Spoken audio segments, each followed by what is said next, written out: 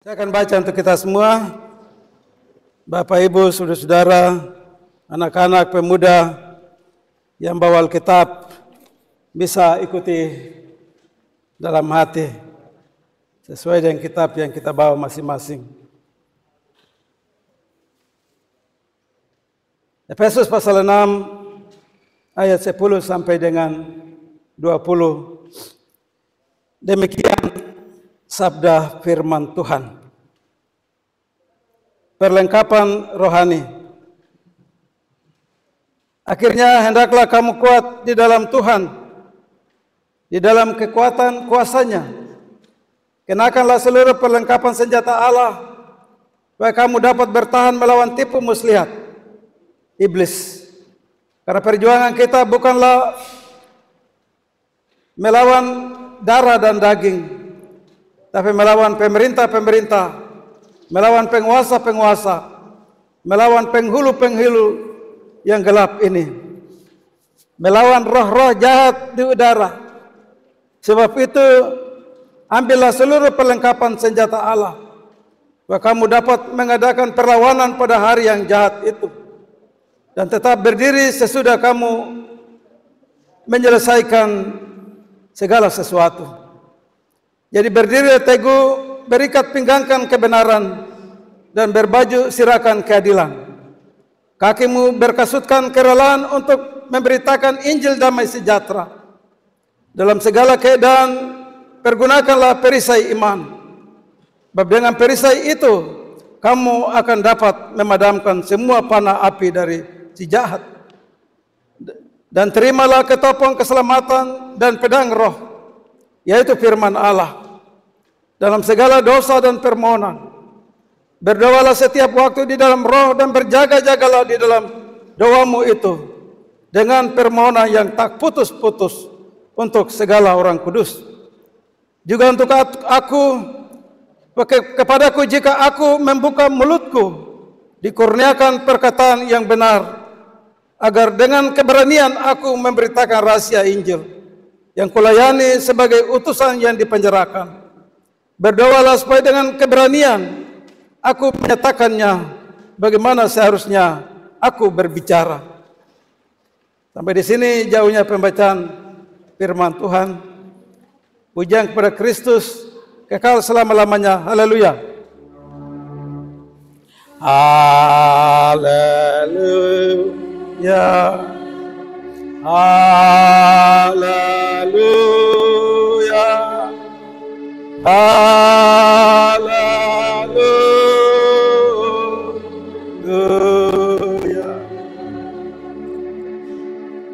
Shalom. Salam sejahtera untuk jemaat Tuhan. Kita bertemu kembali setelah seminggu dalam seluruh aktivitas kita bagi orang tua, pemuda, anak-anak, anak kecil. 6 hari lamanya kita bekerja banting tulang, sekuat tenaga dalam seluruh aktivitas. Hari ke-7 adalah hari Tuhan, di mana setiap orang disuruh oleh Tuhan datang untuk menyatakan syukur. Firman Tuhan bukan bilang hanya manusia saja, binatang, burung-burung di udara, ikan di laut, semua bersyukur di hari ini karena Dia yang jadikan. Dia adalah penciptanya. Hanya dari semua itu Dia jadikan manusia itu berharga, bernilai di mata Tuhan, biji mata Tuhan. Dia selalu memperhatikan kita, menjaga, melindungi, menyertai. Itu yang kita syukuri. Kita datang hari Minggu.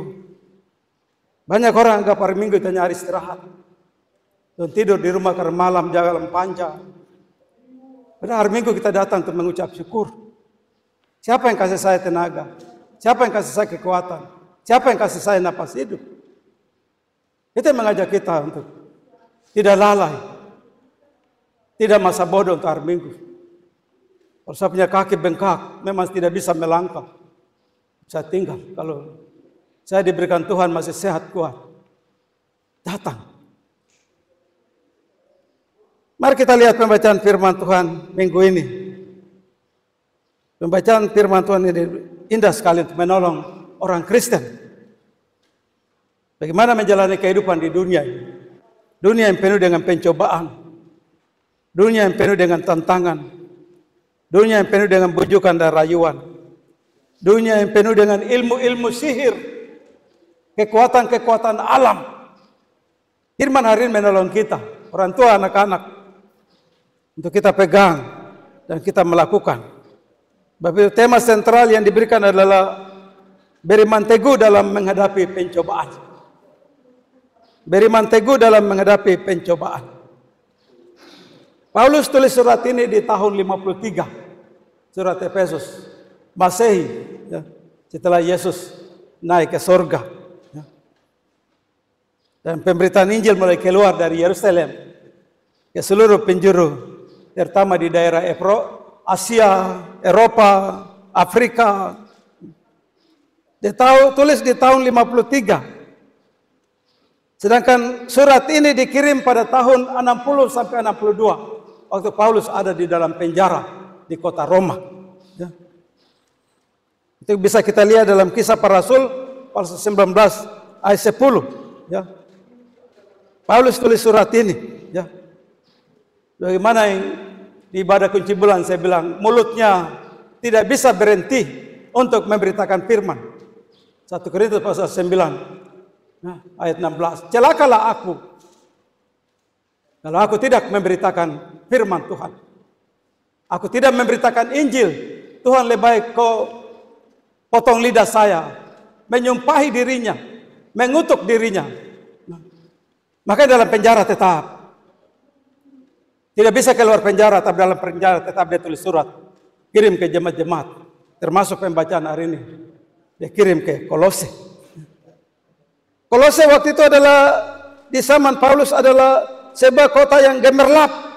Ya, orang bilang gemerlap itu lampu kelap-kelip.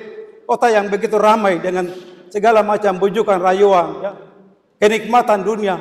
Itu dia kota Efesus itu, ya. Kota yang sebagai pusat ekonomi pada waktu itu. Kekayaan, kemasyhuran, kekuasaan. Dan masih percaya kepada tahyul. Kekafiran. Kota Efesus adalah kota di Asia yang terbesar. Ya. Kekaisaran Romawi pada waktu itu. Kalau sekarang itu di sekitar kota Turki, ya. Efesus ini salah satu kota besar yang ada di negara Turki itu. Dekat sekali dengan Turki. Ya. Kota Efesus juga memiliki kuil yang namanya kuil Artemis. Itu dewa penyembahan bagi dewi kesuburan. Ya. Dewi kesuburan ini penting sekali dalam hal mereka bertani, berladang, ya, untuk kesuburan tanah. Mereka bagaimana minta mungkin situasi cuaca waktu itu sementara panas, mereka mau menanam. Itu mereka terhasut, orang-orang Kristen juga terhasut. Supaya kau punya tanah subur, kau pergi ke dewi itu. Dewi kesuburan. Minta permohonan di situ. Dan memang pasti. Seorang dewi, seorang patung yang ditaruh yang mulutnya ada tapi tidak bisa bicara. Telinganya ada tapi tidak bisa mendengar. Matanya dibikin tapi tidak bisa melihat. Tapi mereka percaya pada dewa itu. Dan ini penyesatan. Paulus ajar kamu minta kepada Tuhan. Tidak kamu minta kepada dewi-dewi itu. Dan itu adalah penyembahan berhala. Ya. Kamu minta hujan, kami minta kepada Tuhan untuk hujan, Tuhan hentikan. Pendeta John Baransano bikin KKR di gereja yang baru-baru yang jemaat dari Biak datang. Saya ikut KKR. Di tengah-tengah khotbahnya tiba-tiba hujan sudah mulai turun rintik. Tapi saya akui. Minta kepada Tuhan, dia berhenti. Dan pendeta dia berdoa. Untuk minta Tuhan hentikan, kami ada KKR. Hujan berhenti dan berhenti sama sekali. Kami sudah gelisah, ini kalau hujan terus turun bagaimana? Kita bubar. Ternyata doanya luar biasa. Minta. Tapi kita lihat orang-orang Efesus waktu itu. Dalam hal mereka pergi ke dewi itu. Mereka pergi ke kuil. Itulah sebabnya Paulus memberikan nasihat ini. Bapak Ibu jemaat yang Kristus kasih. Semua keadaan ini mempengaruhi kehidupan iman jemaat. Oleh karena itu Paulus menulis surat ini untuk memberikan tekanan pada pokok iman yang dan kehidupan Kristen, yaitu sebagaimana beriman tegak dalam menghadapi cobaan. Cobaan pasti ada, tantangan pasti ada, kesulitan pasti ada. Tapi iman harus tetap pada Tuhan. Kita tidak lari ke dukun orang pintar atau dan lain-lain. Kita tetap larinya kepada Tuhan. Dan Paulus ajar untuk jemaat di Efesus untuk memiliki ketekunan, berdoa sebagai menghadapi pencobaan dalam kesatuan, dalam pelayanan gereja sebagai tubuh Kristus. Jemaat Efesus itu dalam pertumbuhan imannya tidak mudah untuk dipengaruhi. Bapak dan Ibu bisa pengaruhi. Orang datang bahwa saya bisa atas ini, saya bisa, mulai kita terbawa. Kita tidak sadar itu. Iblis sengaja mulai mendorong kita untuk masuk ke sana. Itulah sebabnya pembacaan hari ini dari Efesus pasal 6 ayat 10 sampai dengan 20. Bagai Paulus sebelum mengakhiri tulisan di kitab Efesus ini, dia mengingatkan bahwa kita harus memiliki iman yang teguh dalam menghadapi pencobaan. Mengapa Paulus menulis surat ini? Karena dia hendak memberikan nasihat supaya mereka itu kuat dalam iman, setia dalam pelayanan, menghadapi peperangan rohani.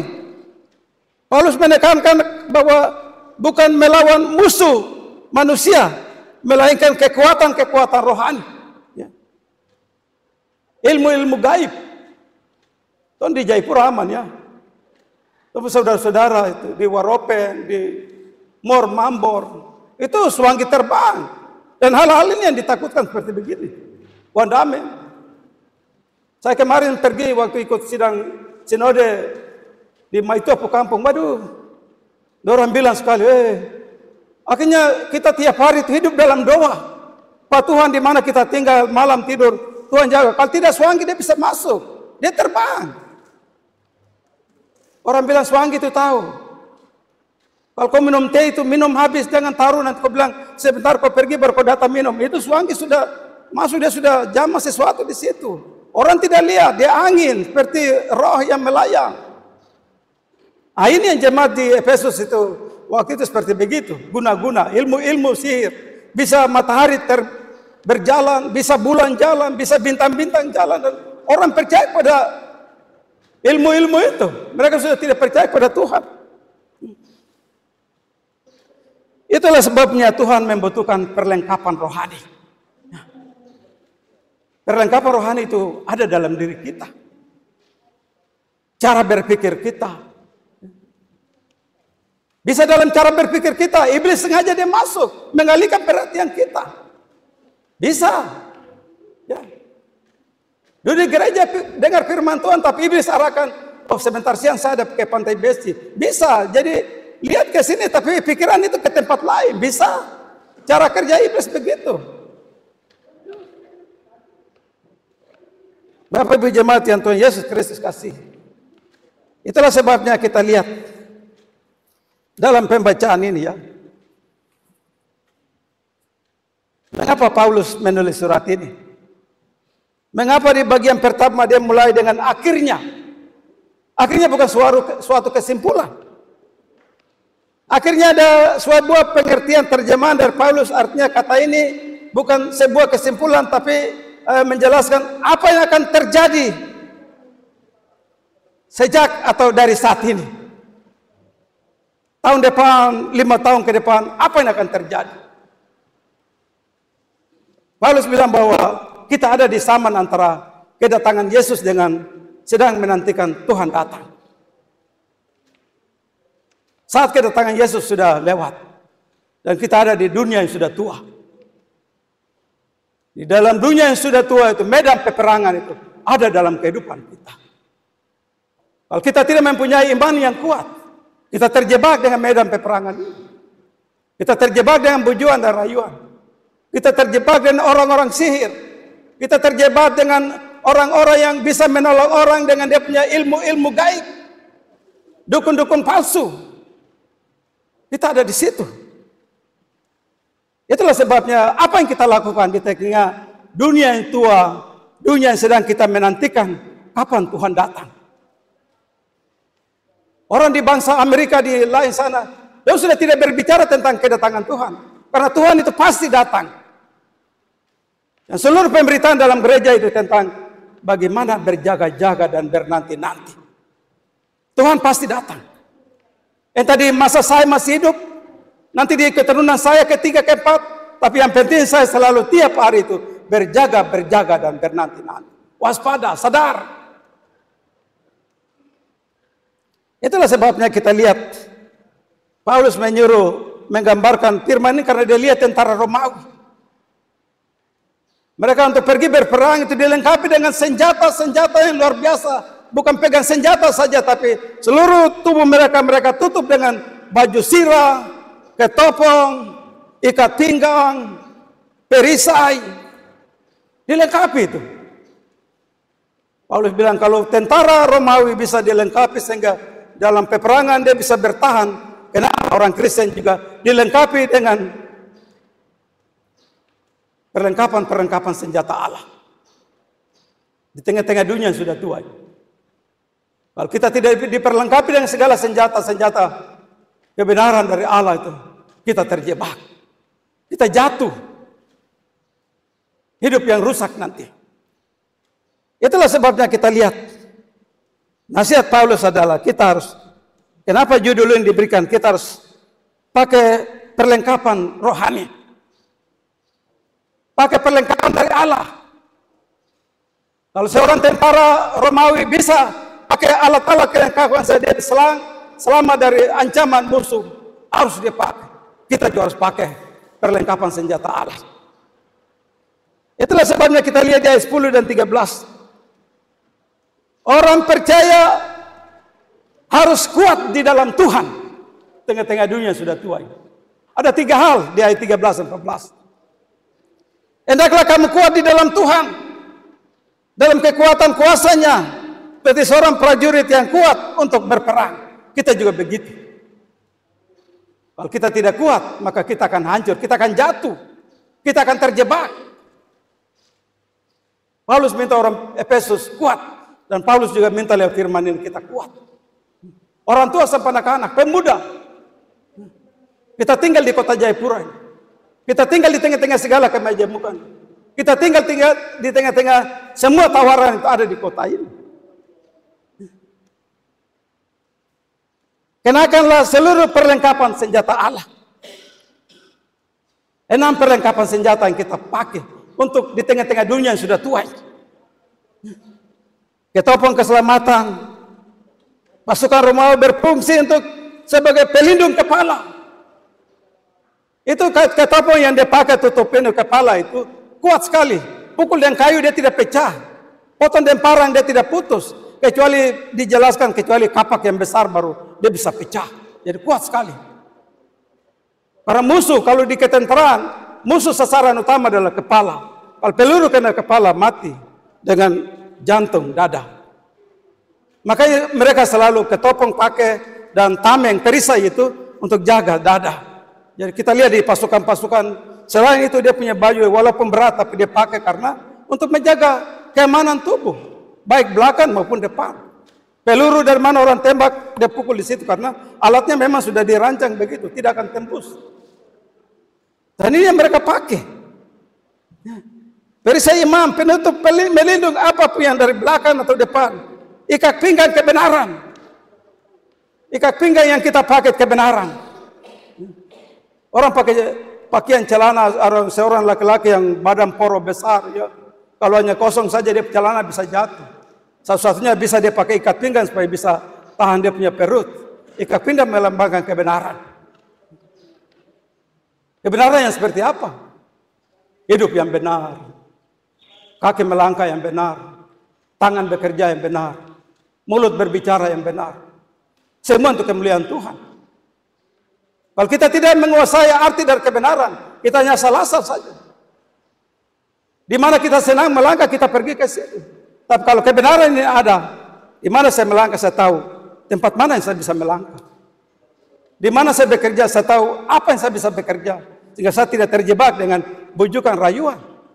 Yesus pasal 5 ayat 11. Bagi mereka yang kerja di kantor, mereka yang dapat jabatan di tempat yang banyak uang, orang Kristen disuruh untuk tidak terlibat ikut dalam kegelapan-kegelapan itu, tapi menelanjangi kegelapan itu. Kalau kita tidak memiliki 6 senjata Allah itu, kita terjebak. Sudah duduk di situ, ada kegelapan yang berlangsung, sudah terlibat di situ. Orang anak-anak Kristen itu yang salah kau beberkan, ini salah. Pejabat karena begitu. Mereka ada di tempat yang bagus. Mereka terbuai dengan semua kekayaan. Dan mereka di situ lupa diri. Karena tidak diperlengkapi dengan senjata-senjata rohani. Itu. Pedang roh adalah firman Tuhan. Firman Tuhan itu pedang yang bermata 2. Satu itu dia bisa tajam menembus sampai di lubuk hati yang dalam, sampai di sumsum, di tulang-tulang. Tapi yang satu itu dia jaga, lindungi, mengayomi. Kalau jemaat dengar firman Tuhan di gereja, jangan tersinggung. Karena pedang 2, satu tajam, satu dia jaga, lindungi. Mungkin firman Tuhan mengoreksi kita. Mungkin firman Tuhan menegur kita. Kita sadar, kita tidak perlu, pendeta ini kalau bicara ini singgung-singgung. Tidak, firman Tuhan yang saya sampaikan. Kalau mungkin yang orang tersinggung, mungkin dia rasakan itu jadi tersinggung. Karena pedang 2 mata. Kalau tidak ada firman, hidup kacau. Untung ada firman itu. Maka kita bisa tahan diri. Mana yang benar, kita jalan, yang kalah tidak boleh. Karena ada firman. Coba dunia yang tidak ada firman. Orang hidup sembarang saja. Orang ikut semau dia. Paulus bilang, ambillah seluruh perlengkapan senjata Allah. Ambil. Jadi prajurit yang diambil seluruh perlengkapan yang ditaruh, diambil pakai, karena itu penting untuk menjaga diri. Kita juga ambil 6 poin ini untuk menjaga diri kita di tengah-tengah dunia yang penuh dengan pencobaan. Roh yang terbang, kalau kita pakai pedang 6 pedang roh ini, 6 senjata rohani ini, kita tetap kuat. Dia terbang sudah, tapi dia tidak akan masuk karena dalam diri kita sudah fokus dengan senjata rohani. Itulah sebabnya kita lihat di ayat 10 sampai 13 itu. Mengapa dalam ayat ini Paulus memberi tekanan pada ketiga hal itu? Yang pertama, supaya orang Kristen itu dapat bertahan melawan tipu muslihat. Orang-orang yang hipnotis.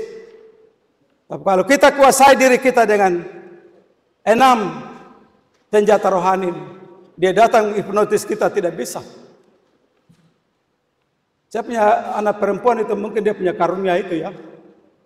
Hipnotis yang biasa jatuhkan orang di kota Jayapura itu. Dia pegang di badan terus langsung orang itu sudah hilang apa saja yang dia minta kasih. Dan dia datang pegang saya punya anak itu. Dia langsung bilang, kok orang hipnotis toh? Begitu dia dengar kata itu langsung dia lari hilang. Dia tidak jadi hipnotis. Karena tubuhnya memang benar-benar dia bungkus dengan kuasa pedang rohani atau kuasa senjata rohani. Kita begitu. Kalau tiap hari kita hidup dalam doa, biar orang coba menjebak kita tidak bisa. Karena kita kuat berdiri. Mengapa ayat 10-13 ditulis? Karena perjuangan kita itu bukan melawan darah dan daging, tapi melawan pemerintah, penguasa, roh-roh yang di udara itu. Kita ada di situasi itu. Besok pemilu pemerintah dengan segala kekuasaan. Mereka yang maju dengan segala kekuasaannya. Mungkin mengancam kita untuk memberi suara, atau mungkin mereka embel-embelnya apa. Akhirnya orang Kristen hilang imannya kepada Tuhan untuk memilih secara firman Allah. Bisa. Orang taruh uang di depan. Kalau uang ada sudah. Padahal yang benar adalah kita berdoa dulu. Tuhan, dari pilihan yang ada, Tuhan tunjuk saya orang yang layak. Bahwa tidak salah saya memilih. Bukan orang kasih saya sesuatu. Gitu. Kita akan berhadapan dengan itu. Penguasa-penguasa itu. Penguasa politik. Akan mempengaruhi. Dan firman yang akhir-akhir ini sedang mengarah ke sana. Untuk pilkada yang akan terjadi. Minggu lalu, minggu ke belakang. Sama. mempersiapkan diri. Kalau penguasa-penguasa itu datang, kita tetap mandang kepada senjata-senjata rohani yang Tuhan sudah perlengkapi bagi kita.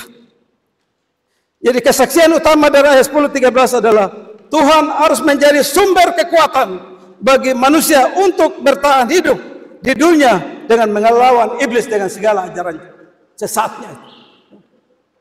Perlengkapi dengan 6 senjata rohani.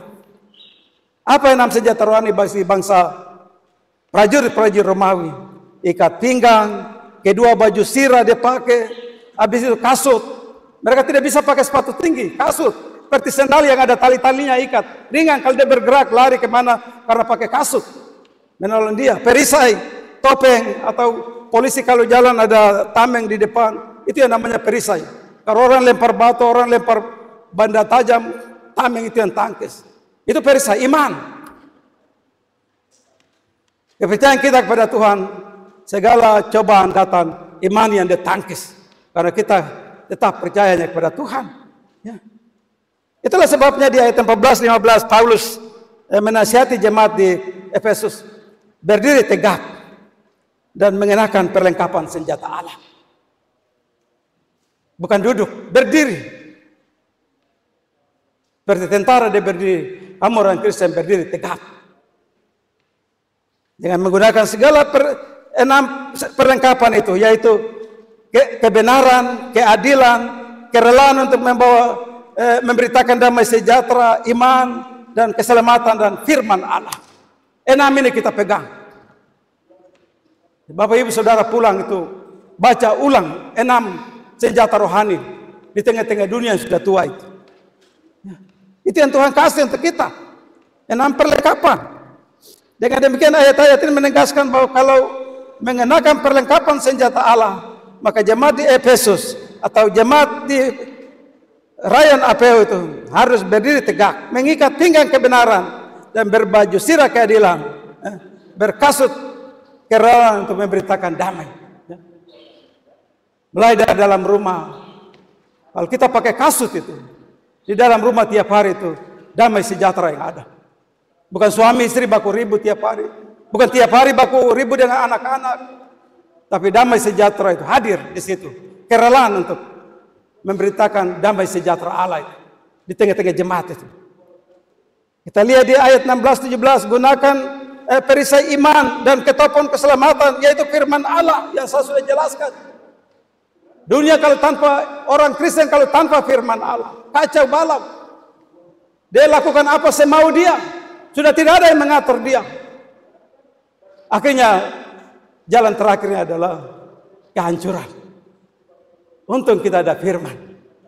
Firman mengatur kita. Firman yang menyuruh kita berdoa tiap hari. Firman yang menyuruh kita untuk kasih mengasihi. Firman menyuruh kita untuk selalu tidak lepas doa itu menjadi sebuah pola hidup yang kita lakukan. Itulah sebabnya di mana kita harus menggunakan ketopong keselamatan dan pedang roh, yaitu firman Allah.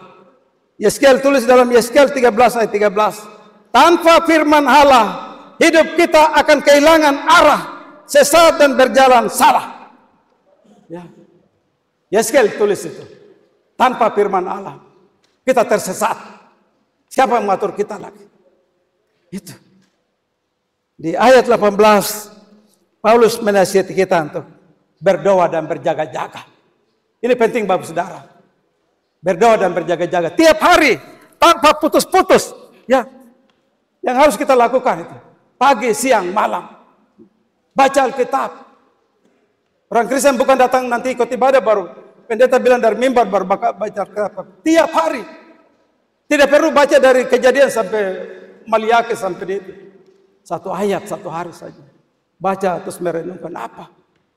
Hidup dalam doa. Hidup dalam doa itu seakan-akan kita minta Tuhan taruh malaikat-malaikat kelilingi rumah saya. Kelilingi ketika saya keluar jalan di mana Pak? Kau taruh malaikat Pak ya. Saya keluar pulang aman. Itu. Paulus juga ajar untuk berdoa untuk orang lain. Jangan setiap keluarga melulu berdoa untuk keluarganya sendiri.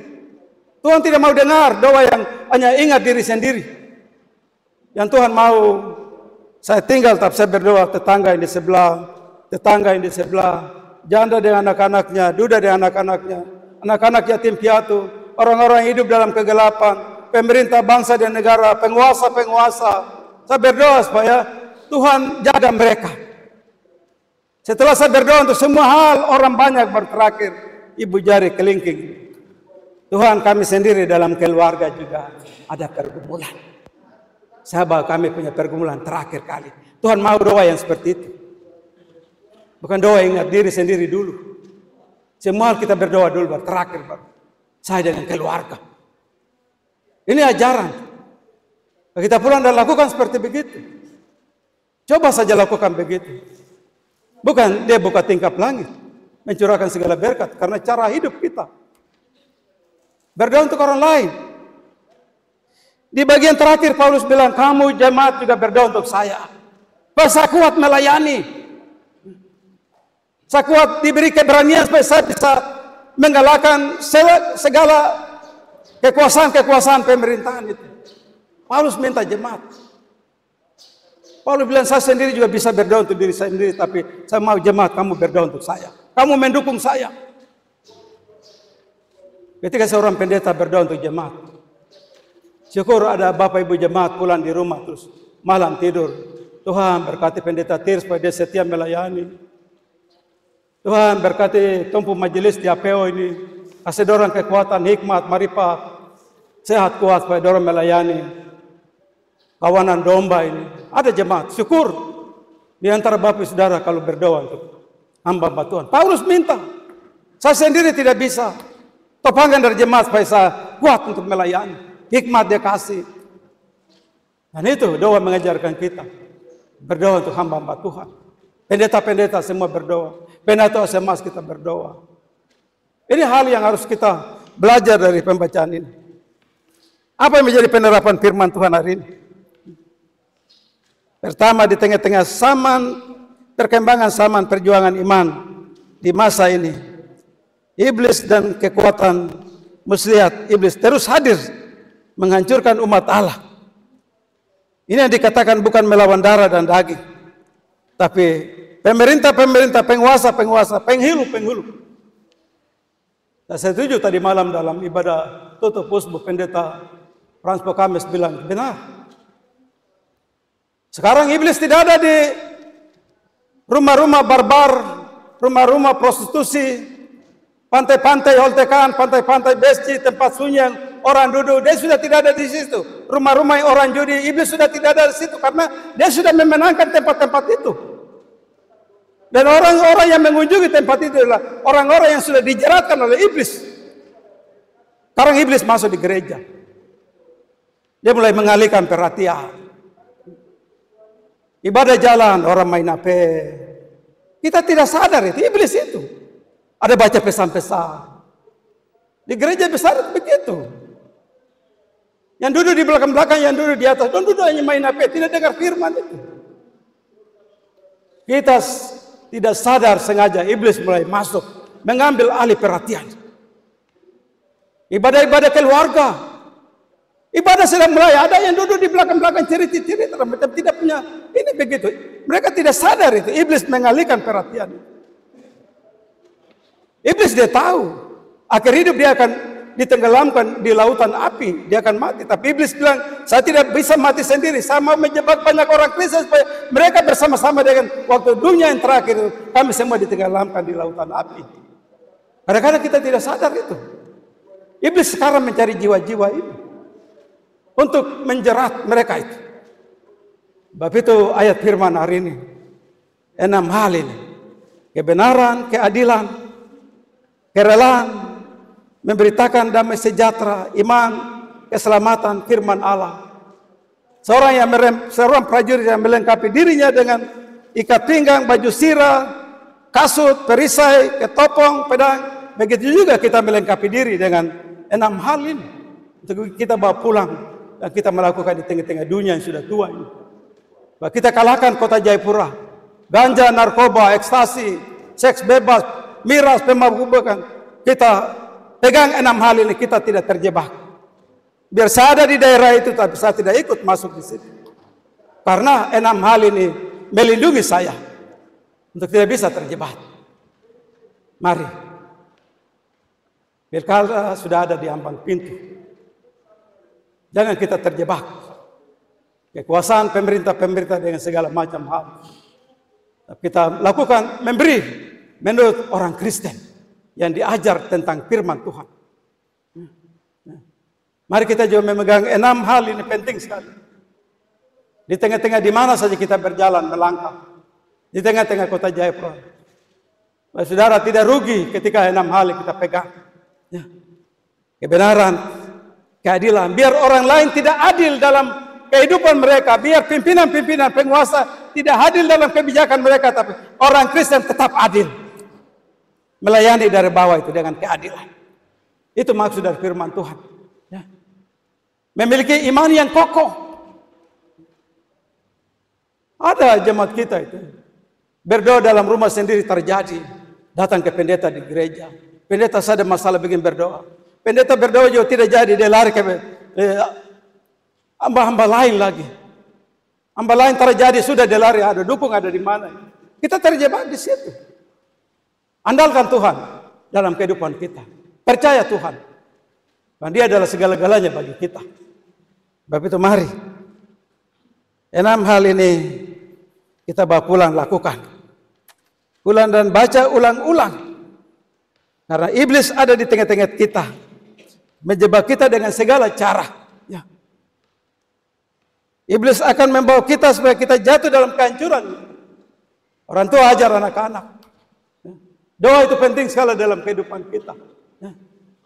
Doa harus menjadi sebuah yang kewajiban tiap hari. Malam mau tidur berdoa, pagi bangun berdoa, mau pergi kerja berdoa. Anak-anak belajar begitu juga, pemuda belajar. Kehidupan yang tidak, supaya kita tidak asing di hadapan Tuhan. Banyak orang itu kalau sudah susah, kemalangan datang baru. Tuhan tolong, Tuhan tolong. Terlambat. Tuhan bilang suara ini memang saya dengar tapi asing. Hari ini baru dia berteriak.